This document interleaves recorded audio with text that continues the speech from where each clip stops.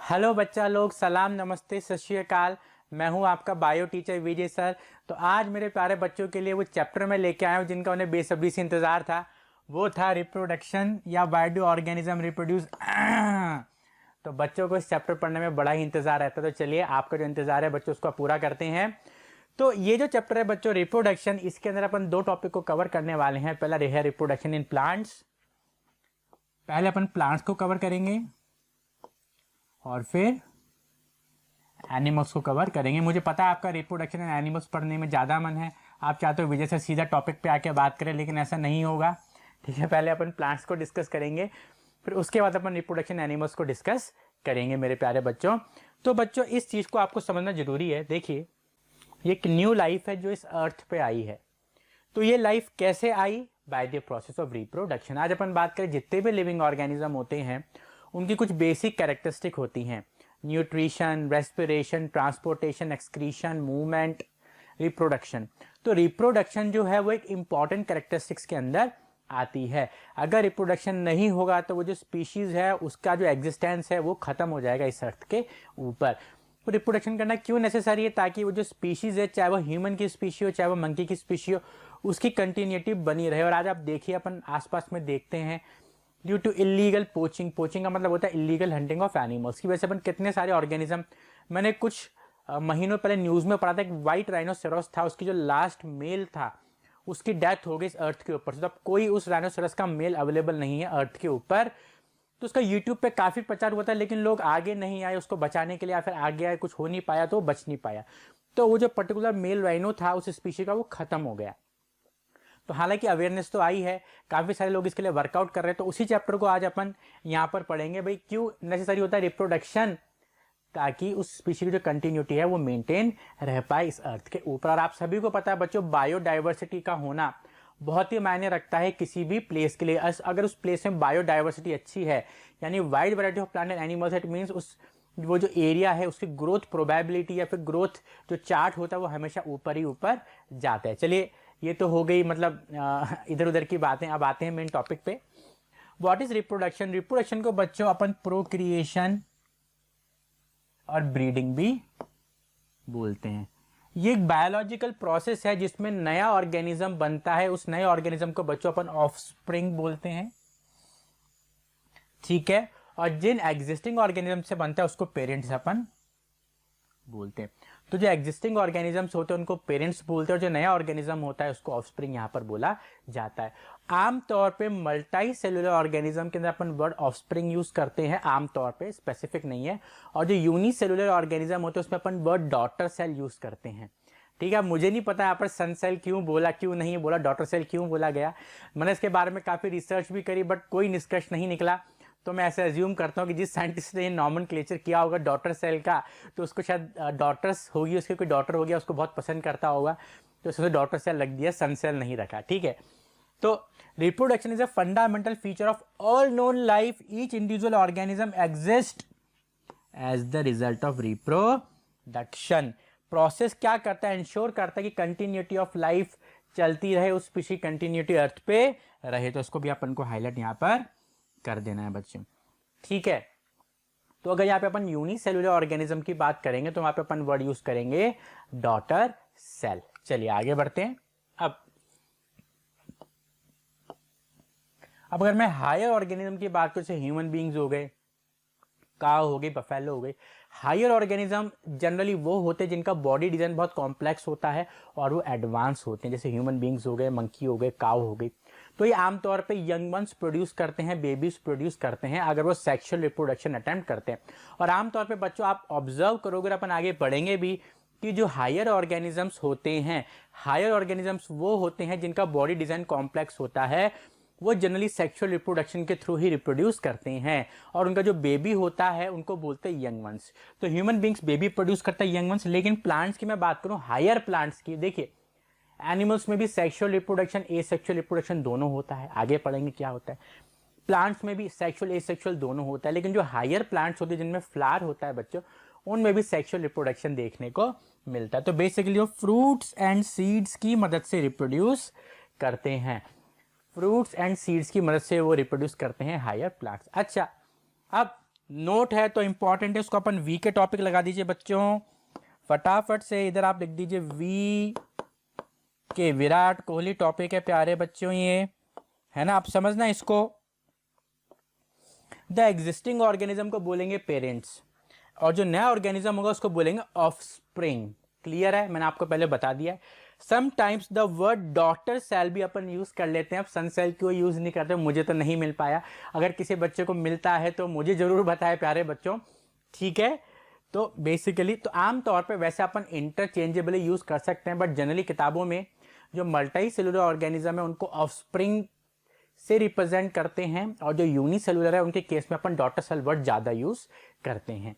चलिए आगे बढ़ते हैं। अब टाइप्स ऑफ रिप्रोडक्शन बच्चों, हर एक स्पीशी जो होती है अपने यूनिक वे में रिप्रोड्यूस करता है। अब हर एक स्पीशी यूनिक है, सबका बॉडी डिजाइन अलग है।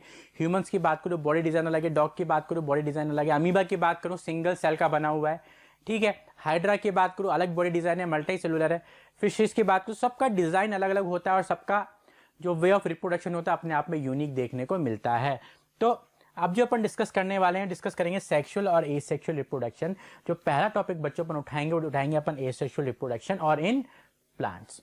तो स्पीशीज क्या होती है, चाहो तो लिख लो, a group of similar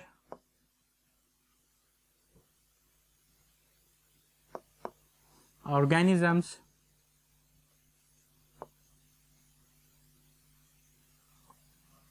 a group of similar organisms capable of interbreeding,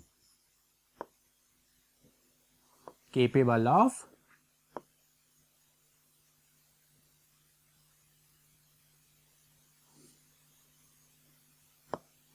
a group of organisms capable of interbreeding and producing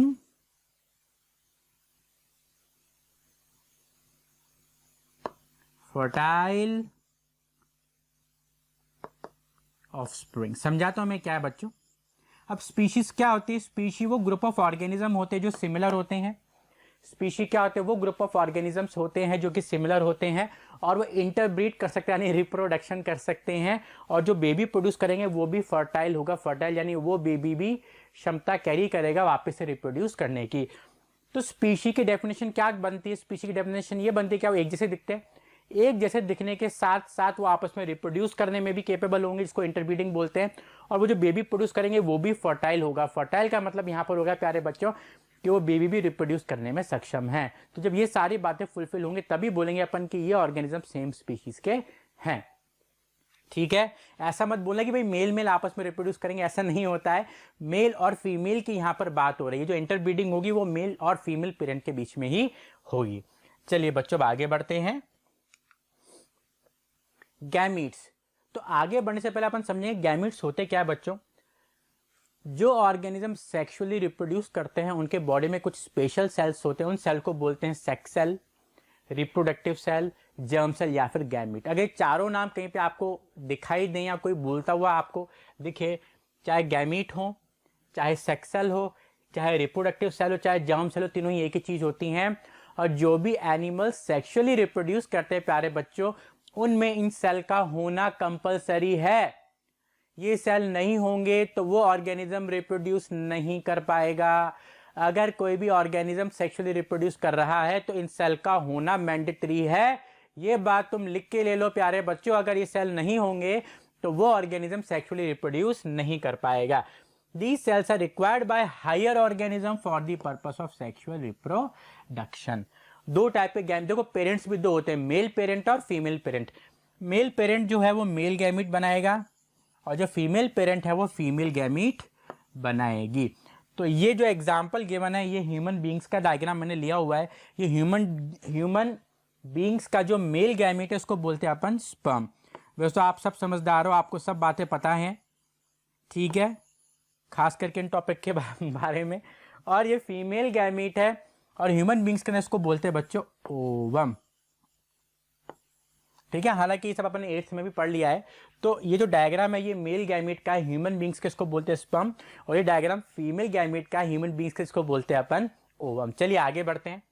asexual reproduction. Asexual reproduction में सिर्फ एक ही पेरेंट इन्वॉल्व होता है, 2 पेरेंट इन्वॉल्व नहीं होते। ये सिंगल शब्द ही आपको डेफिनेशन के नंबर दिलाने का पूरा काबिल है। What is asexual reproduction? Is a type of reproduction with single parent is involve in producing new offspring. There is no involvement of sex cell. Sex cell की कोई भी नीड नहीं है क्योंकि सेक्सुअल रिप्रोडक्शन ही नहीं हो रहा है। एग्जाम्पल में बाइनरी फिजन अमीबा के अंदर देखने को मिलता है। आगे अपन पढ़ेंगे टाइप्स ऑफ एसेक्सुअल रिप्रोडक्शन भी पढ़ेंगे आगे, ठीक है। It is the simplest method of reproduction. Star लगा दीजिए। ये विराट कोहली है, इधर लिख दीजिए वी के। देखो बच्चों, कुछ बेसिक बातें हैं जो आपको किताबों में नहीं मिलेंगी, बट वो क्या ग्रेजुअली धीरे धीरे पढ़ाने के साथ साथ आती हैं, एक्सपीरियंस के साथ आती हैं।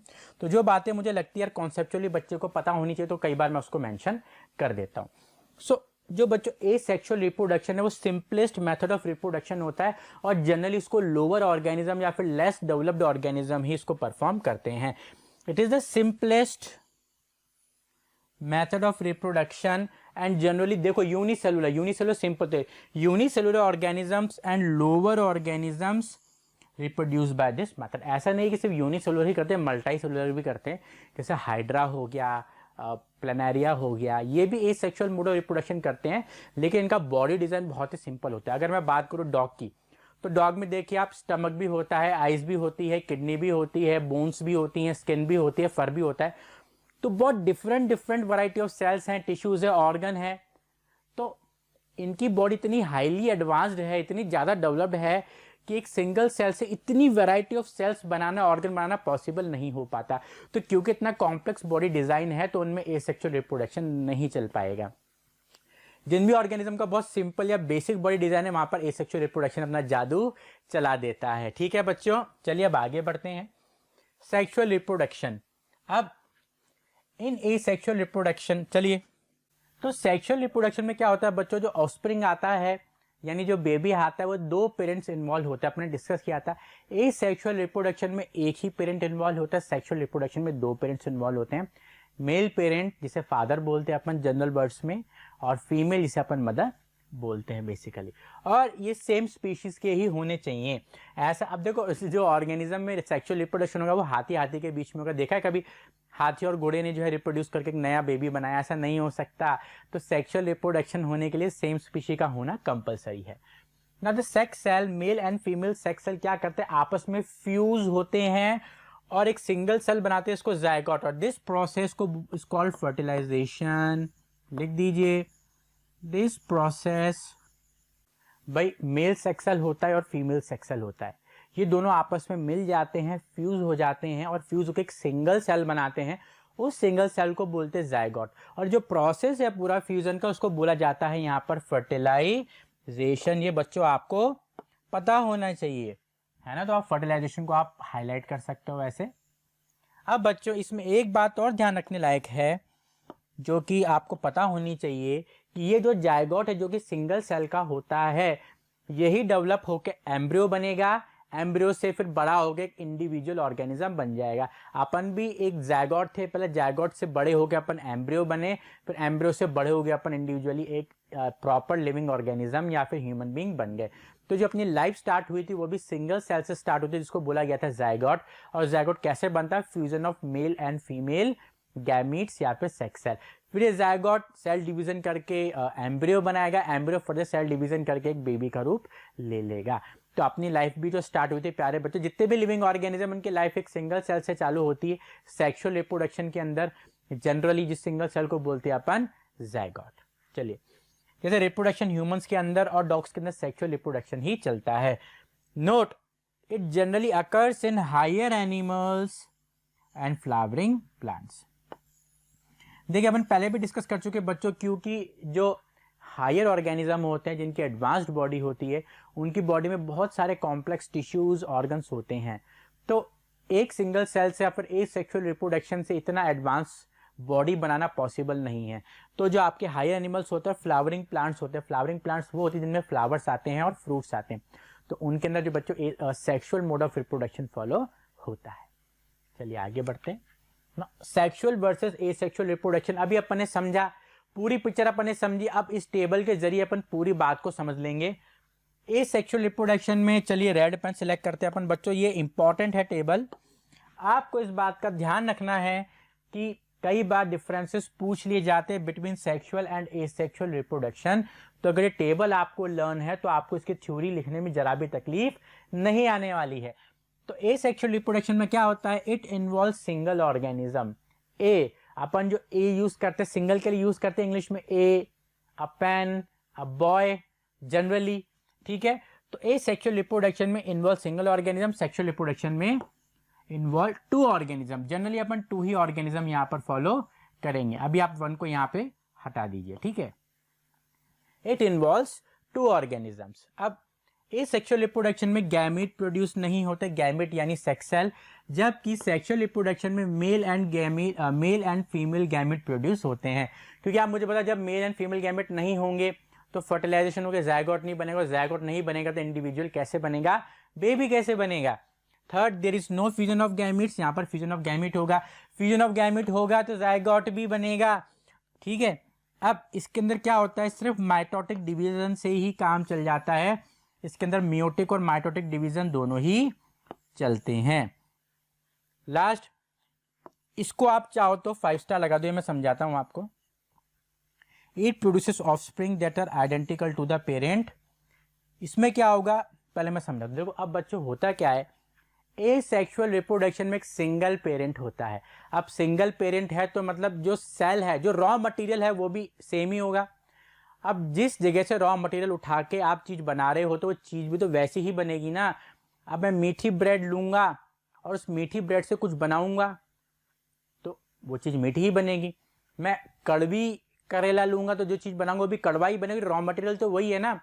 तो एसेक्सुअल रिप्रोडक्शन में सिर्फ एक ही पेरेंट होता है, तो उसका जो ऑफस्प्रिंग बनेगा, बेबी बनेगा, मैं बोलूँ जो प्रोडक्ट बनेगा वो भी एग्जैक्ट सेम होगा। आप उसको कार्बन कॉपी भी बोल सकते हो। तो it produces offspring that are identical to the parent. Carbon copy होते, डुप्लीकेट होते हैं भाई, सेम ही तो रॉ मटेरियल है, अंदर जेनेटिक मटेरियल सेम है ना भाई। एसेक्सुअल रिप्रोडक्शन में सेम एक ही जगह से सेल आ रहे हैं, तो जब जेनेटिक मटेरियल सेम है तो जो ऑफस्प्रिंग बनेगा वो भी सेम ही होगा, आइडेंटिकल होगा, कार्बन कॉपी बिल्कुल डुप्लीकेट। लेकिन जब अपन सेक्सुअल रिप्रोडक्शन की बात करते हैं यहाँ पे बच्चों, तो यहाँ पे मेल और फीमेल गैमिट, मेल गैमिट आया फादर से, फीमेल गैमिट आया मदर से, दोनों फ्यूज हो गए, इसको बोलते हैं फर्टिलाइजेशन, यानी दोनों मिल गए तो कुछ तो पापा की और मम्मी की जो प्रॉपर्टीज हैं वो भी मिक्स हो जाएंगी बेबी के अंदर।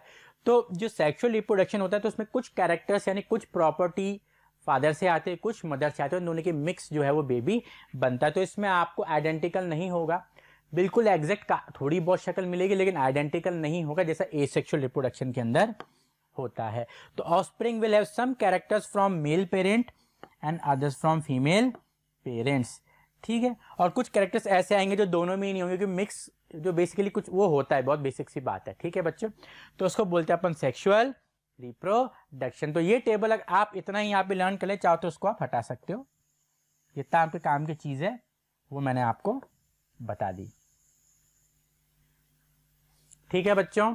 तो ये टेबल अगर आपको अच्छे से लर्न हो जाती है तो आपको कहीं पे कोई भी दिक्कत कहीं से लेके कहीं तक नहीं आने वाली है। अगर आपको टेबल है तो आप इसको थ्योरी के फॉर्म में भी कन्वर्ट करके लिख सकते हो। चलिए अब आगे बढ़ते हैं बच्चों। Types of asexual reproduction. अब देखिए आप मैंने समझ सकते हैं ये बात की एसेक्सुअल रिप्रोडक्शन जनरली यूनिसेलुलर और लोअर ऑर्गेनिज्म के अंदर होता है। तो बाइनरी फिजन किस में होता है, अमीबा के अंदर होता है। अमीबा क्या है, एक प्रोटोजोआ है, पैरामीशियम में होता है और लीशमानिया में होता है। लीशमानिया डिजीज कॉज करता है जिसको बोलते हैं काला अजहर। अगर क्लास 7th में आपने ध्यान दिया है तो आपको पता है काला अजहर क्या होती है बीमारी, फीवर आता है इसके अंदर, ठीक है। तो उस पर अपन बात नहीं करेंगे। तो जो बाइनरी फिजन होता है वो अमीबा में देखने को मिलता है। अमीबा एक प्रोटोजोआ है। चाहो तो एग्जाम्पल अगर ज्यादा पूछता पैरामीशियम और लीशमानिया भी लिख सकते हो। बैक्टीरिया में भी कुछ केसों में देखने को मिलता है। देखिए अमीबा है, अब यहाँ पे वर्ड अपन ने पेरेंट यूज करा है। अब इस पेरेंट अमीबा में देखिए अब न्यूक्लियस जो होता है वो इलोंगेट होगा, लंबा होगा। फिर न्यूक्लियस के आसपास में जो है बच्चों साइटोप्लाज्म इकट्ठा होगा और ऐसे ग्रूव बनेगा, अंदर की साइड ग्रूव बनेगा और खट से दोनों अलग अलग हो जाएंगे। तो यहीं पे आते जो अमीबा पेरेंट अमीबा था उसका एग्जिस्टेंस खत्म हो गया और 2 नए डॉटर सेल अपन को मिल गए अमीबा मिल गया। तो इसको बोलते हैं binary fission in amoeba. Binary यानी टू, फिजन का मतलब टूटना। बाइनरी का मतलब हो गया यहाँ पर टू और फिजन का मतलब होता है ब्रेक। बाइनरी फिजन किस में होता है? अमीबा में होता है, लीशमानिया में होता है, पैरामीशियम में होता है और बैक्टीरिया में भी देखने को मिलता है। क्या होता है इसमें? एक पेरेंट सेल होता है सर, तो उसका न्यूक्लियस पहले इलोंगेट होगा यानी खींचेगा, फिर साइटोप्लाज्म इकट्ठा होगा, बीच में से ग्रूव आएगा, ग्रूव से जो है वो ब्रेक हो जाएगा और दो नए डॉटर सेल अपन को यहाँ पर ऑब्टेन हो जाएंगे। तो बाइनरी का मतलब टू, फिजन का मतलब यहाँ पर ब्रेक डाउन करना होता है। तो देखिए यहाँ पे बच्चों अपन को एक पेरेंट से दो डॉटर सेल मिल गए, इसको बोलते हैं बाइनरी फिजन। चलिए कमिंग टू नेक्स्ट स्लाइड। अब बच्चों ये बाइनरी फिजन लीशमानिया में होता है। अब दोनों में डिफरेंस क्या है? इसमें आप देखो कहीं से भी अमीबा टूट सकते, जरूरी नहीं यहाँ से किसी भी प्लेन से, चाहे वो ये प्लेन हो, ये प्लेन हो, ये प्लेन हो, किसी भी प्लेन से अमीबा ब्रेक डाउन हो सकता है। लेकिन यहाँ पर मैंने लीशमानिया क्यों लिया है? क्योंकि इसमें जो ब्रेक डाउन होता है पेरेंट का दो डॉटर सेल के अंदर, वो हमेशा अलोंग दी लॉन्गिट्यूडिनल एक्सिस ही देखने को मिलेगा, लॉन्गिट्यूडिनली। तो ये इस खासियत है इसकी, along the longitudinal axis. Clear है? देखो लॉन्गिट्यूडिनल एक्सिस लेंथ वाइज है, दो में टूट जाता है, फिर नया डॉटर सेल बनेगा, फिर वो भी फर्दर डिवाइड होगा। तो ऐसे आगे बढ़ती जाती है इनकी स्पीशीज। एक अमीबा दो में टूटा, ठीक है, फिर ये दो अमीबा फर्दर दो में टूटेंगे। तो ऐसे इनकी जो स्पीशी है वो कंटिन्यू रहेगी इस अर्थ के ऊपर जब तक ह्यूमन बींग्स जो है कुछ इंटरफेरेंस न क्रिएट कर दे। चलिए आगे बढ़ते हैं।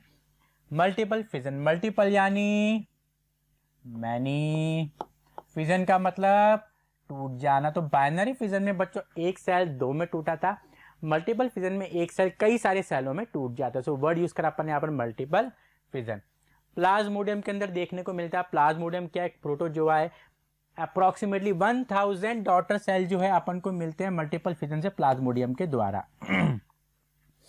अब देखिए बच्चों, ये प्लाज्मोडियम का एक सेल है, इसके बाहर एक प्रोटेक्टिव, चलो छोड़ो, ये देखिए प्लाज्मोडियम का एक सेल है, ये रहा बीच में न्यूक्लियस। अभी न्यूक्लियस क्या होगा? बहुत सारे सेल्स के अंदर डिवाइड हो जाएगा। अब वर्ड यहाँ पे सिस्ट लिखा हुआ है, ये सिस्ट क्या होती है? प्रोटेक्टिव कोट होता है। ठीक है बच्चों, तो जो प्रोटेक्टिव कोट होता है ये उसको बचा के रखने का काम करता है ड्यूरिंग अनफेवरेबल सिचुएशन। जब सिचुएशन फेवर में नहीं होती, जो सिस्ट होती है इसको बचा के काम करती है, बचा के रखने का काम करती है। अब अंदर ही अंदर न्यूक्लियस जो है वो डिवाइड हो रहे हैं और मल्टीपल न्यूक्लियस कंडीशन बन गई। फिर न्यूक्लियस के आसपास में जो है बच्चों साइटोप्लाज्म इकट्ठा होगा और लेयर आ जाएगी। सिंगल न्यूक्लियस है, न्यूक्लियस बहुत सारे न्यूक्लियाई में टूट जाएगा, उनके आसपास में साइटोप्लाज्म इकट्ठा हो जाएगा, उनके पास सेल मेम्ब्रेन आ जाएगी और बहुत सारे अंदर मल्टीपल सेल्स बन जाएंगे। फिर जैसे ही सिस्ट वॉल ब्रेक होगी तो बहुत सारे डॉटर सेल एनवायरनमेंट में रिलीज हो जाएंगे। तो चूंकि यहाँ पे एक सेल से मल्टी सेल बन गए तो उसको बोला अपन ने मल्टीपल फिजन। पहले एक न्यूक्लियस मल्टीपल न्यूक्लियस में टूटेगा, उस मल्टीपल न्यूक्लियस के आसपास साइटोप्लाज्म इकट्ठे हो जाएंगे, उन बहुत सारे साइटोप्लाज्म के पास बहुत सारी सेल मेम्ब्रेन आ जाएगी और बहुत सारे सेल अंदर ही अंदर बन जाएंगे यहाँ पे। और फेवरेबल कंडीशन आते ही ये सिस्ट ब्रेक होगी और ये जो सेल्स है वो एनवायरनमेंट में रिलीज हो जाएंगे। चलिए आगे बढ़ते हैं। अब बडिंग, बडिंग में अपन ने हाइड्रा का एग्जाम्पल लिया। हाइड्रा क्या? एक मल्टी सेलुलर एनिमल है। देखो हाइड्रा और हाइड्रिल्ला मैं लिख देता हूं यहाँ पे। हाइड्रिल्ला तो एक एक्वाटिक प्लांट है, इट्स एन एक्वाटिक, हाइड्रिल्ला एक एक्वाटिक प्लांट है, लेकिन हाइड्रा यहाँ पर एनिमल है। तो बच्चे हाइड्रा और हाइड्रिल्ला में कंफ्यूज हो जाते हैं, तो मैं आपका कंफ्यूजन यहाँ पर दूर कर रहा हूँ। हाइड्रा एक एनिमल है और हाइड्रिल्ला एक प्लांट है, हालांकि दोनों ही आपको पानी में देखने को मिलेंगे। अब हे हाइड्रा एक कैप्टन अमेरिका मूवी था, हे हाइड्रा, हाइड्रा ही था उसका नाम भी। ठीक है, हाइड्रा में क्या होते हैं? स्पेशल रीजनरेटिव सेल्स होते हैं। रीजनरेटिव सेल्स है जिनमें रीजनरेट करने की क्षमता होती है। तो हाइड्रा के अंदर स्पेशल रीजनरेटिव सेल होते हैं प्यारे बच्चों, जो कि रिपीटेड माइटोटिक डिवीजन से एक नया ऑर्गेनिज्म बना देते हैं। अब देखिए, अब ये हाइड्रा की बॉडी है, तो यहाँ पे एक छोटी सी आउटग्रोथ निकलेगी, एक टाइनी सी आउटग्रोथ निकलेगी। इस आउटग्रोथ को बोलते हैं बड, या सिंपल भाषा में एक फुंसी सी निकलेगी, उस फुंसी को बोल दिया इन्होंने बड। फिर बड जब ग्रो करेगी तो इसमें वही, इनको क्या बोलते हैं? टेंटिकल्स है बच्चों। ये क्या है? टेंटिकल्स। These are tentacles. ठीक है, ये जो आउटग्रोथ है बच्चों, यही क्या है? बड।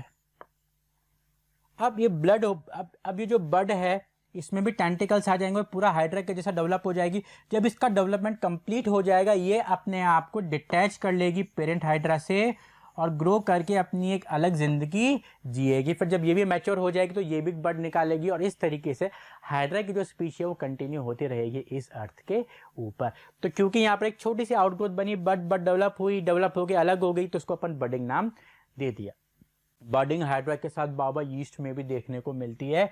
तो यीस्ट क्या है? यीस्ट एक फंगस है। चिंटू बेटा यीस्ट क्या है? शल यीस्ट एक फंगस है, बिल्कुल सही बात। अब देखिए यीस्ट सेल है, यूनिसेलुलर है।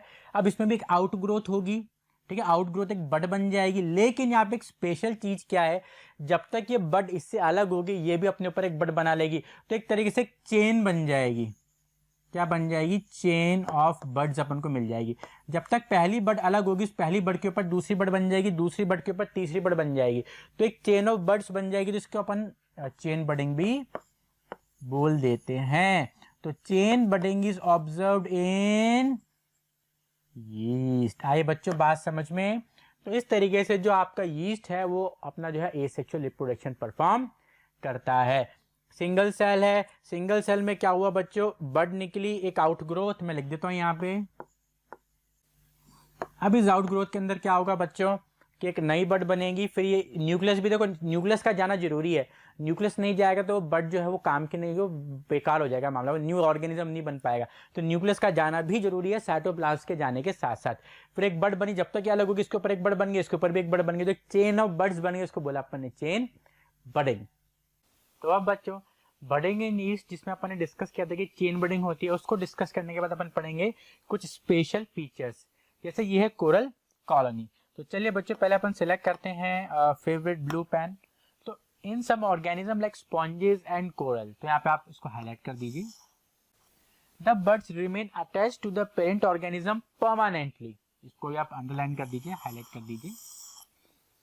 These birds then grow and produce birds of their own and in this way a complete colony is formed। एक कॉलोनी बन जाती है। ठीक है, आमतौर पर अपन ये पता है कि हाइड्रा की अगर अपन बात करें या फिर अपन बात करें ईस्ट की, तो उनमें बर्ड्स बनती थी और बनने के बाद वो अलग हो जाती थी।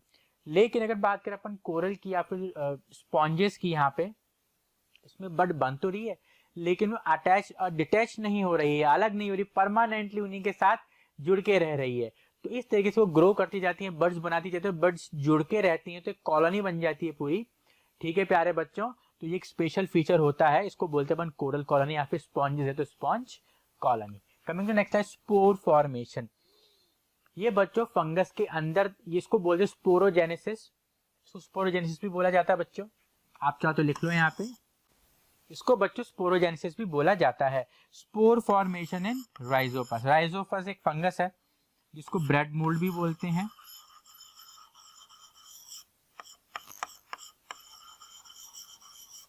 तो बच्चों राइजोपस फंगस को ब्रेड मोल्ड भी बोला जाता है। अब राइजोपस फंगस हो गया, फिर पेनोसिलियम हो गई। इसके ना बच्चों जो स्ट्रक्चर दिख रहा है नॉब लाइक, बलून लाइक, उसको बोलते हैं स्पोरेंजियम। फिर ये जो ऐसे स्ट्रक्चर देख रहे हैं आपको थ्रेड लाइक, फिलामेंट लाइक, इनको हाइफी बोलते हैं। अब ये स्पोरेंजियम होता है, इसके अंदर बहुत सारे माइक्रोस्कोपिक स्ट्रक्चर्स होते हैं जिनको बोलते हैं स्पोर्स। अब बच्चों जैसे स्पोरेंजियम मैच्योर होता है तो ये फट जाता है, बर्स्ट आउट हो जाता है और स्पोर्स हवा में डिस्ट्रीब्यूट हो जाते हैं। स्पोर्स फंगस के हवा में रहते हैं आमतौर पे, अभी भी यहाँ पे हवा के अंदर होने चाहिए स्पोर्स फंगस के। अब जैसे ये स्पोर्स किसी ऐसी चीज पे गिरते जो कि फूड आइटम है और इनको फेवरेबल कंडीशन मिलती है, जैसे temperature, optimum temperature, moisture and food, तीन चीजें होती हैं बच्चों कंडीशंस। पहला हो गया फूड, दूसरा हो गया मॉइस्चर,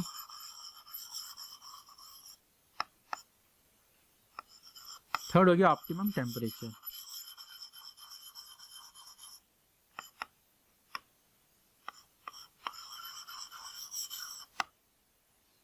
तो जहां पे भी तीनों चीजों का कॉम्बिनेशन मौजूद होता है वहां पे जो स्पोर्स होते हैं बच्चों वो वापस से जर्मिनेट होके पूरी फंगस का रूप ले लेते हैं।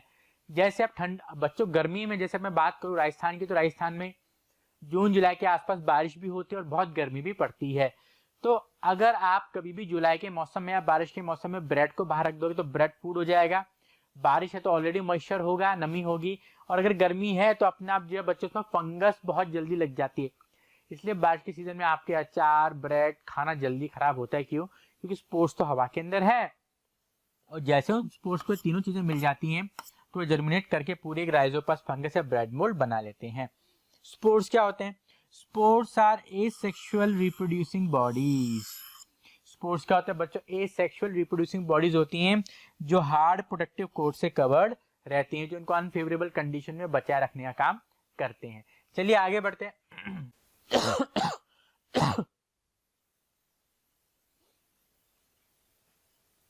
ये बच्चे बहुत ही इंटरेस्टिंग होने वाला है, इसको बोलते हैं रीजनरेशन।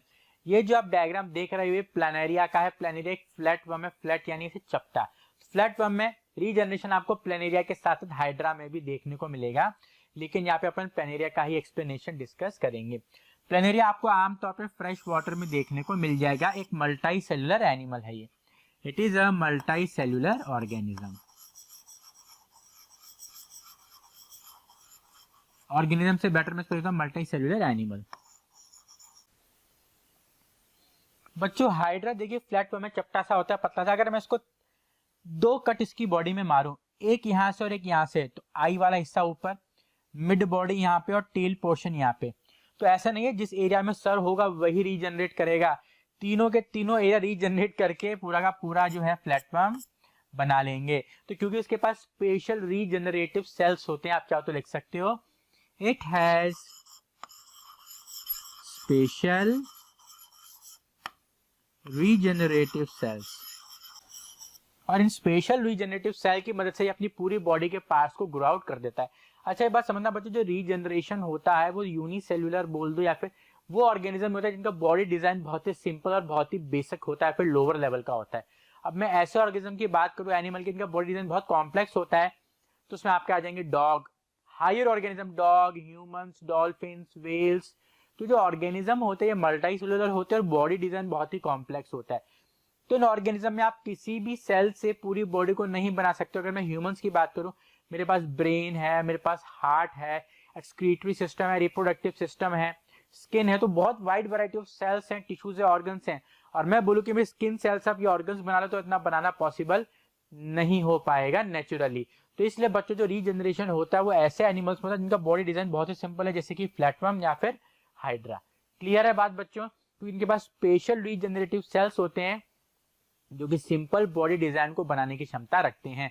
लेकिन जहां पे कॉम्प्लेक्सिटी बढ़ जाती है, जैसे ह्यूमंस की बात करूं, डॉग्स की बात करूं या फिर हायर ऑर्गेनिज्म आते, तो वहां पे ये चीज काम नहीं करती है। चलिए आगे बढ़ते हैं। फ्रेगमेंटेशन। फ्रेगमेंट का मतलब होता है पार्ट्स, टुकड़े। अब अगर अपन यहाँ पर देखें तो स्पैरो वगैरह की बात हो रही है, इसको अपन बेसिकली फिलामेंटस एल्गी भी बोल सकते हैं क्योंकि फिलामेंट्स की फॉर्म में होती है। It's a filamentous algae.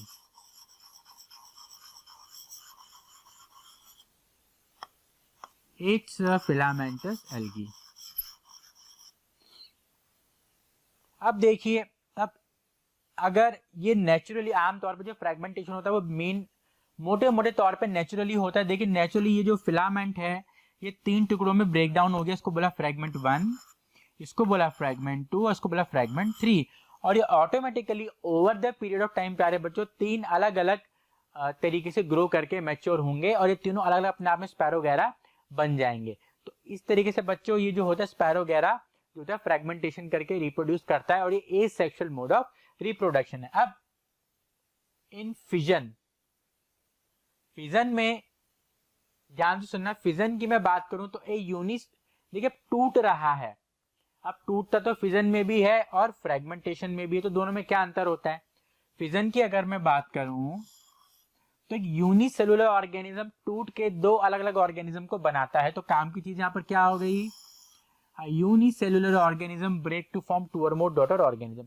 जबकि फ्रेगमेंटेशन में एक मल्टी सेलुलर ऑर्गेनिज्म जो होता है वो ब्रेक होके 2 और मोर ऑर्गेनिज्म को यहाँ पर बचाता है। तो ये एक बेसिक डिफरेंस हो गया फिजन के अंदर और फ्रेगमेंटेशन के अंदर। तो टूट फिजन में भी रहा है और टूट फ्रेगमेंटेशन में भी रहा है। बट फिजन अपन आमतौर पे वर्ड यूज करते हैं यूनिसेलुलर ऑर्गेनिज्म के लिए और फ्रेगमेंटेशन मल्टी सेलुलर ऑर्गेनिज्म के लिए, जैसे आपका हो गया इधर स्पाइरोगैरा जो अपन ने पीछे देखा था। अब बच्चों अपन आगे बढ़ते हैं। Vegetative propagation. अब बच्चों पहले समझिए वेजिटेटिव पार्ट्स क्या होते हैं। वैसे मैं लिखा हुआ है बट मैं आपको स्टार्टिंग में बता दूं, stem, root and leaves. Stem, root and leaves को अपन वेजिटेटिव पार्ट्स यहां पर प्यारे बच्चों बोलते हैं। ऐसा अपन क्यों बोलते हैं? क्योंकि ये रिप्रोडक्शन में इन्वॉल्व नहीं होते हैं। जो पार्ट रिप्रोडक्शन में इन्वॉल्व होता है वो होता है फ्लावर और उसके रिप्रोडक्टिव पार्ट्स। तो जब अपन स्टेम, रूट और लीव, जिन्हें अपन वेजिटेटिव पार्ट्स बोलते हैं, जहां पे भी लिखा हुआ है बच्चों स्टेम, रूट एंड लीव्स, जिसे अपन वेजिटेटिव पार्ट्स बोलते हैं, इनको जब यूज करते हुए एक नए प्लांट को ग्रो कराया जाता है या नया प्लांट ऑटोमेटिकली ग्रो होता है, इसको बोलते हैं वेजिटेटिव प्रोपोगेशन। अब बच्चों यहाँ पर हो क्या रहा है? ये जो ग्रोथ हो रही है ये नेचुरली हो रही है। स्टेम, रूट और लीव से नेचुरल वे के अंदर एक नया प्लांट ग्रो कर रहा है, उसको बोलते हैं नेचुरल वेजिटेटिव प्रोपोगेशन या सिंपल आप वेजिटेटिव प्रोपोगेशन भी बोल सकते हो। लेकिन जब यहाँ पे ह्यूमंस खुद इस वेजिटेटिव प्रोपोगेशन को अंजाम देंगे, उसको बोलेंगे आर्टिफिशियल वेजिटेटिव प्रोपोगेशन। तो अभी अपन सिंपल डिस्कस करेंगे वेजिटेटिव प्रोपोगेशन या फिर नेचुरल वेजिटेटिव प्रोपोगेशन, जिसके अंदर प्लांट के स्टेम, रूट और लीव से अपने आप नेचुरल वे के अंदर एक नया प्लांट ग्रो करेगा। It is an asexual method of reproduction. It involves the growth and development of one or more buds present in the old part of plant to form a new plant. अब इसमें एक ध्यान रखने वाली बात ये है बच्चों, इसको आप बिल्कुल फोकस करके ध्यान से सुनना कि जिस भी नए पार्ट से या फिर जिस भी वेजिटेटिव पार्ट से एक नया प्लांट ग्रो करता है उसमें बड का होना बहुत ही जरूरी है। बड क्या होता है? बड वो पार्ट होता है जिसमें फ्लावर भी बन सकता है, ब्रांच भी बन सकती है और लीफ भी बन सकती है, डिपेंड करता है उसकी पोजीशन कहां पर है। बड क्या है? बड एक इमेच्योर ग्रुप ऑफ सेल है या फिर टिश्यू है जो कि फ्लावर भी बन सकती है, जो कि ब्रांच भी बन सकती है, जो कि लीफ भी बन सकती है। कि किस पे निर्भर करता है? निर्भर करता है उसकी पोजीशन कहां पर है। In vegetative propagation new plants are obtained from the parts of old plant. लेकिन ध्यान ये रखना कि जो भी आप स्टेम, रूट और लीव्स ले रहे हो उसके अंदर बर्ड्स का होना कंपलसरी है, क्योंकि बर्ड्स नहीं होंगी तो आप भूल जाओ कि नया प्लांट उसमें से ग्रो कर पाएगा। जो ग्रोथ कैपेसिटी है, ग्रोइंग कैपेबिलिटी, वो बर्ड्स ही बियर करती है। देखिए जो लीफ है बच्चों, ये एक ब्रायोफिलम लीफ है, इसको आगे अपन डिस्कस करेंगे। ये जो बच्चों लीफ है ये एक ब्रायोफिलम लीफ है और आप देखो इसकी जो मार्जिन है, इसकी मार्जिन में आपको ऐसे ये दिख रहे होंगे बर्ड्स। अब इसको ठीक है, तो इन्हीं बर्ड से एक नया प्लांट ग्रो कर जाता है ब्रायोफिलम का। इसको आगे डिस्कस करेंगे कैसे करता है। चलिए कमिंग टू नेक्स्ट स्लाइड, यही आ गया। देखो बेसिकली ब्रायोफिलम लीफ के अंदर आपको देखने को मिलता है, हालांकि लीफ के साथ स्टेम में भी इसका वेजिटेटिव प्रोपोगेशन होता है, इस बात को मत भूलना, मैंने लिखा हुआ है। लेकिन जहाँ पे लीफ की बात आती है तो सबसे पहला जो एग्जाम्पल अपने दिमाग में निकल के आता है, फिर कहीं पे भी आप देखोगे, किताबों में पढ़ोगे या इंटरनेट पे पढ़ोगे या वीडियो, जो सबसे पहला एग्जाम्पल जो आता है वो ब्रायोफिलम का ही देखने को मिलता है अगर लीफ के अंदर वेजिटेटिव प्रोपोगेशन की जहां पर भी बात चालू होती है। तो ब्रायोफिलम के अंदर भी होता है, ब्रायोफिलम की स्टेम में भी होता है, बिगोनिया। लीफ की बात करो ब्रायोफिलम एंड बिगोनिया।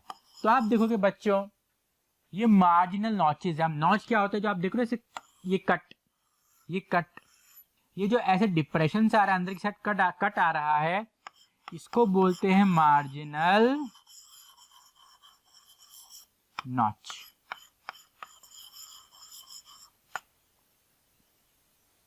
अब इस नॉच में क्या होता है? एक बड ग्रो करती है, एक बड ग्रो करती है।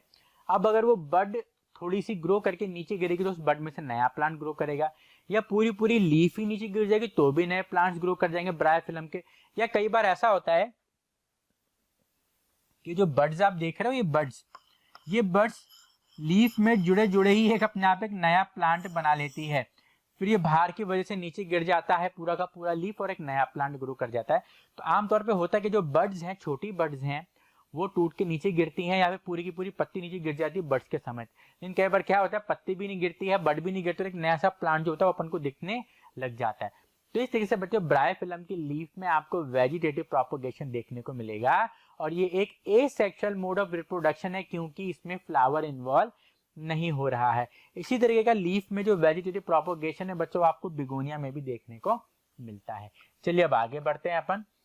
Vegetative propagation in money plant stem. अब यहाँ पे अपन स्टेम की बात करते हैं, तो बच्चों इसमें स्टेम कटिंग जो है वो अपन डिस्कस करेंगे। अब इस बात को आपका ध्यान देना है, वैसे मनी प्लांट बच्चों क्लाइंबर होता है, मतलब क्लाइंबर वो प्लांट्स होते हैं जिनकी स्टेम बहुत ही वीक होती है और अपनी स्टेम के दम के ऊपर ऐसे क्लाइंब नहीं कर सकते, उनको किसी न किसी सपोर्ट की जरूरत होती है। मनी प्लांट आमतौर पे आपको हर घरों में तो, लेकिन एक गली के अंदर आपको एक दो मकान में आपको मनी प्लांट देखने को मिल जाएगा। हमारे घर में पहले कभी था, लेकिन अब हम उसको नहीं रखते हैं। कोई कारण नहीं है क्यों नहीं रखते, बट ऐसे ही अब नहीं रखते तो अब भूल गए, अब लाना नया प्लांट भी नहीं लेके आए। तो मनी प्लांट के बारे में ऐसा बोला जाता है कि जिससे घर में मनी प्लांट होता है तो मनी को अट्रैक्ट करता है, because money is of green, money was of green colour earlier. अब तो खैर कलरफुल नोट्स आ गए मोदी जी के आने के बाद, purple colour, pink colour, but पहले नोट आमतौर पे ग्रीन कलर के हुआ करते थे। तो ऐसे बोलते हुए मनी प्लांट घर में रखोगे तो पैसा आएगा, बाकी ऐसा कुछ भी नहीं है कि पैसे से कोई रिलेशन है, बट ठीक है, प्लांट है। प्लांट जो एस्थेटिक मतलब ब्यूटी लेके आता है घर के अंदर, और साथ ही साथ में बच्चों जो ग्रीनरी होती है वो एनवायरनमेंट को भी क्लीन रखती है। तो यहाँ पे बच्चों जो मनी प्लांट अगर अपन देखें, यहाँ पे भी देखिए बीच में एक सपोर्ट लगा रखा है, एक जो बच्चों स्टिक है या फिर कोई स्टेम है, ओल्ड स्टेम है स्टिक या फिर ओल्ड स्टेम है, जिसके ऊपर ऐसे जो मनी प्लांट है ये ऐसे उसके ऊपर क्लाइंब कर रहा है, इसलिए उसको बोला क्लाइंबर। मैं लिख देता हूं यहाँ पे, इट्स क्लाइंबर। अब इसकी जो स्टेम है उसके थ्रू अपन को वेजिटेटिव प्रोपगेशन देखने को मिलता है। अब जो अपन स्टेम कट करेंगे, आपको इस बात का ध्यान देना है कि उसके अंदर बड होना कंपलसरी है। एक बड या फिर एक से ज्यादा बड्स भी वो हो सकती हैं। अगर जब तक बड नहीं होगी तो वो प्लांट में आपको ग्रोथ देखने को नहीं मिलेगी। तो जो भी आप स्टेम कटिंग ले रहे हैं, ध्यान दे उसके अंदर बड होना जरूरी है। अगर बड नहीं होगी तो उस प्लांट को, उस स्टेम कटिंग को, ये जो कट मारते हैं ना, कट मार के जो डंडी लेके जाते हैं उसको बोलते हैं स्टेम कटिंग। तो स्टेम कटिंग में अगर बड नहीं है तो आप भूल जाओ, सपने मत देखो कि नया प्लांट मैं उससे घर में उगा दूंगा। उस स्टेम कटिंग के अंदर बड्स का होना बहुत ही कंपलसरी होता है। चलिए आगे बढ़ते हैं, वेजिटेटिव प्रोपोगेशन। अब ये बात हो रही है यहाँ पे बच्चों पोटैटो ट्यूबर की। अब पोटैटो जिसको अपन आलू बोलते हैं, ये एक मॉडिफाइड शूट है बच्चों। Potato is a modified shoot या फिर स्टेम भी आप इसको बोल देते हो। मैं इसमें लिख देता हूं, इट्स अ मॉडिफाइड शूट। अगर बच्चों को कई बार कंफ्यूज है तो मैंने शूट भी लिख दिया और स्टेम जो है वो ऑलरेडी मेंशन है। तो बच्चों जो आलू होता है ये जमीन के नीचे ग्रो करता है, तो आमतौर पे लोग क्या सोचते हैं, भैया ये तो जड़ है, लेकिन आलू जड़ नहीं है, आलू एक स्टेम है जो कि मॉडिफाई होकर एक ट्यूबर का रूप ले लेती है। ट्यूबर क्या होता है बच्चों? ट्यूबर एक स्ट्रक्चर होता है जो कि थोड़ा सा स्वॉलन होता है और इसके अंदर फूड स्टोर रहता है। मैं तो लिख देता हूं, ठीक है। तो अब आलू फूला हुआ होता है, उसके अंदर फूड स्टोर रहता है, जिसको अपन अगर आलू वैसे बहुत टेस्टी है, कहते हैं बनो तो आलू के जैसे, हर सब्जी के साथ वो घुल मिल जाता है। तो बच्चों आलू के अंदर जो आपको आईज दिख रही हैं, बेसिकली ये क्या होती हैं, बड्स होती हैं। इनमें बड्स होती हैं बेसिकली आईज के अंदर। तो इन्हीं आईज में से फर्दर आपको ग्रोथ देखने को मिलेगी। तो आलू बच्चों सीड से भी ग्रो करता है। मैं तो लिख देता हूं, आलू की जो खेती हो सकती है वो सीड से भी हो सकती है। आलू की खेती आप सीड से भी कर सकते हो। लेकिन आलू में एक इंटरेस्टिंग बात यह है कि आलू जो होता है वो ट्यूबर से भी ग्रो कर जाता है, आलू का नया प्लांट।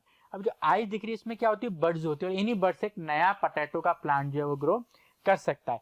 अब या तो मैं पूरा का पूरा आलू जमीन में गाड़ दूं जिसके अंदर बड्स है, तो एक नया आलू का पेड़ उग जाएगा, या फिर मैं इसके सेक्शन करूं, जैसे एक सेक्शन में कलर चेंज कर लेता हूं बच्चों, ताकि आपको यहाँ पे इजीली हाईलाइट हो जाए। Let's select the red colour, मुझे लगता है रेड कलर जो अच्छा विजिबल होगा। हाँ, जैसे कि मैं सही सोचा, अगर मैंने कुछ सेक्शन करें इस तरीके से, मैंने उसको सेक्शन कट करे जिनमें आईज हैं यानी बड्स हैं, और जब इन 4 सेक्शन को मैं अलग अलग जगह पे मिट्टी में गाड़ूंगा तो 4 नए पोटैटो के प्लांट अपन को मिल जाएंगे प्यारे बच्चों। तो इसलिए अपन सीड्स को यूज नहीं करते, क्योंकि सीड्स के मुकाबले पोटैटो ट्यूबर को यूज करना ज्यादा इकोनॉमिक और ज्यादा इजी अपन को पड़ता है। भाई जितनी बड्स हैं, जितनी आईज हैं, आप आलू में कट मारो, और कट ऐसे मारो उस आलू के अंदर, तो ट्यूबर के अंदर, कि उसके अंदर एक कट में एक बड होनी चाहिए। फिर उन पीसेस को आप अलग अलग जगह पे आप प्लांट कर दो, लगा दो, तो उन्हें हर एक पीसेस में प्यारे बच्चों एक नया प्लांट जो आलू का निकल के आ जाएगा। तो इसलिए अपन सीड्स को प्रेफर ना करके ट्यूबर को ही यूज कर लेते हैं। चलिए बच्चों, अब आगे स्लाइड की अपन बात करते हैं। तो अब वेजिटेटिव प्रोपोगेशन ये आखिरी हिस्सा है, बेसिकली लास्ट टाइप का वेजिटेटिव प्रोपोगेशन है, जो कि अपन सिलेबस के अंदर अपना लास्ट है। ये मतलब ये जो वेजिटेटिव प्रोपोगेशन है बाय रूट्स, ये लास्ट टॉपिक है वेजिटेटिव प्रोपोगेशन वाले टॉपिक में as per the syllabus prescribed by NCERT. तो रूट्स के थ्रू भी आपने सही सुना बच्चों, जैसे अपन ने लीफ के थ्रू पढ़ा, लीफ के थ्रू बच्चों अपन ने पढ़ा कि आपका ब्रायोफिलम प्लांट। देखिए अगर अपन देखें यहाँ पे, तो ब्रायोफिलम प्लांट में अपने लीफ के थ्रू डिस्कस यहाँ पर करा था। जब अपन आगे बढ़े तो अपन ने स्टेम के थ्रू भी देखा, भाई स्टेम के थ्रू भी हो सकता है, ठीक है। स्टेम में अपन ने स्टेम कटिंग पढ़ा था, जिसमें अपन ने मनी प्लांट के एग्जाम्पल से डिस्कस किया था। फिर आगे बढ़े तो ट्यूबर के एग्जाम्पल से भी पढ़ा अपन ने कि जो पोटैटो ट्यूबर होता है, ट्यूबर क्या होता है, एक फूला हुआ स्ट्रक्चर होता है जिसके अंदर फूड स्टोर रहता है, ये एक अंडरग्राउंड स्टेम है। तो अपन ने देखा इन तीनों केस के अंदर प्यारे बच्चों कहीं ना कहीं बड की मौजूदगी पे हाईलाइट कर रखा है। यानी जब भी वेजिटेटिव प्रोपोगेशन होता है, नेचुरल हो या फिर आर्टिफिशियल हो, आमतौर पर मैं नेचुरल वेजिटेटिव प्रोपोगेशन की ही बात करूं तो बर्ड्स का होना कंपलसरी है। अगर बर्ड्स नहीं होंगी तो उस पर्टिकुलर पार्ट से एक नया प्लांट ग्रो नहीं करेगा। तो मेरे प्यारे बच्चों, अब अपन बात करते हैं गुआवा की। तो गुआवा खाना सबको पसंद है बच्चों। गुआवा अमरूद जो होता है एक तरीके से बहुत हेल्दी फ्रूट होता है। अगर आपको किसी भी तरीके से गैस की समस्या है या फिर आपको एसिडिटी रहती है, तो ऐसा आयुर्वेद के अंदर प्रिस्क्राइब किया गया है। मैंने बड़े बूढ़ों से सुना है कि अगर आपको कभी भी एसिडिटी की समस्या रहती है या गैस की समस्या रहती है, तो अमरूद जो होता है उसके ऊपर काला नमक लगाओ और उसको खा जाओ। बीज को नहीं निकालना है, छिलके को नहीं निकालना है। तो अमरूद में कुछ ऐसे तत्व होते हैं प्यारे बच्चों जो कि एसिडिटी को कहीं ना कहीं रेगुलेट करते हैं, कंट्रोल में लेके आ जाते हैं। और कभी आपको ऐसी समस्या आती है तो आप इस चीज को अपना के देखना, हो सकता है आपका काम जो यहाँ पर बन जाए। मेरे को भी बच्चों एसिडिटी की समस्या रहती थी, मेरे कैसे दूर हुई बच्चों, मैं आपको मेरा एक्सपीरियंस शेयर करता हूँ कि बेसिकली मैंने अमरूद वगैरह तो नहीं खाया था। हुआ क्या था बेसिकली कि मुझे एसिडिटी की बहुत प्रॉब्लम रहती थी। तो मैंने क्या करा, मैंने एक बार इंटरनेट पे पढ़ा कि एक जो सिट्रस फ्रूट होते हैं जैसे लेमन होता तो एसिडिक है, लेकिन पेट के अंदर जाने के बाद वो बेसिक रूप ले लेता है। उसमें कुछ ऐसे मॉडिफिकेशंस होते हैं, कुछ मेटाबॉलिज्म रिएक्शन चलते हैं जिससे वो बॉडी में जाने के बाद बेसिक हो जाता है। मेरे बच्चों इतनी ज्यादा एसिडिटी की समस्या थी कि मतलब मैं आपको ये बताऊं कि मेरा प्राइमरी दुख ही वही था कि यार मुझे एसिडिटी की प्रॉब्लम है, कुछ भी खाऊं एसिडिटी, मैं रात को सो एसिडिटी, मेरी लाइफ बहुत परेशानी वाली हो गई थी। तो मैंने नींबू, मतलब आप क्या मानो, मैंने सुबह खाली पेट नींबू पिया और 3 दिन के अंदर मेरी प्रॉब्लम जड़ से खत्म। क्या आप सोच सकते हो, 3 दिन के अंदर ही मुझे राहत मिल गई। मुझे लगा कोई चमत्कार हो गया, कुछ जादू सा हो गया। मतलब मेरे लिए वो जो पल था वो जादू से कम नहीं था, मुझे दोबारा नई जिंदगी सी मिली थी प्यारे बच्चों। तो मैं उस इंफॉर्मेशन के लिए उस भगवान का बहुत शुक्रिया करूंगा कि मेरे जो भी बच्चे मुझे सुन रहे हैं जिनके घर में किसी को भी एसिडिटी की समस्या है, तो वो नुस्खा ट्राई कर सकता है कि सुबह को जब उठे तो ब्रश करने के बाद खाली पेट पानी के अंदर, पानी को ज्यादा गर्म नहीं करना है बच्चों, क्योंकि नींबू में विटामिन सी होता है और विटामिन सी जरा सी गर्मी देने पे भी खत्म हो जाता है। तो पानी को आप या तो नॉर्मल पानी लें या फिर हल्का सा गुनगुना, ज्यादा गर्म पानी होते मामला खराब हो जाएगा। तो हल्के से गुनगुने पानी में, मैं तो कह रहा हूँ सादा पानी लीजिए आप, उसमें नींबू निचोड़ दो और उसको पी लो। ऐसा जब आप 2 से 3 दिन तक करोगे तो आपको जरूर आपकी सेहत में सुधार दिखेगा। तो गुआवा की अपन बात करते हैं बच्चों, तो गुआवा उसके अंदर रूट्स के थ्रू ही बच्चों वेजिटेटिव प्रोपोगेशन होता है। और स्वीट पोटैटो बच्चों जो कि अपन आमतौर पे खाते हैं, उसकी रूट्स के जरिए भी वेजिटेटिव प्रोपोगेशन होता है। देखिए कुछ एग्जांपल, गुआवा का प्लांट है, देखिए इसके रूट्स आप देख रहे हैं। तो इन रूट्स के थ्रू बच्चों एक न्यू गुआवा प्लांट अपन ऑब्टेन कर सकते हैं।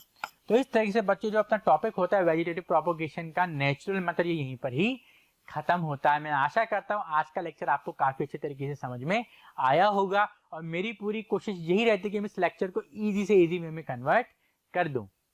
तो प्यारे बच्चों, अगर आज का ये वीडियो आपको पसंद आता है तो उसको लाइक करना ना भूलें, हमारे चैनल को सब्सक्राइब कीजिए और आने वाले वीडियोस को मिस ना करें, इसके लिए आप हमारे बेल आइकन को भी दबा दीजिए। तो इस लेक्चर को देखने के लिए thank you, have a great day and bye bye.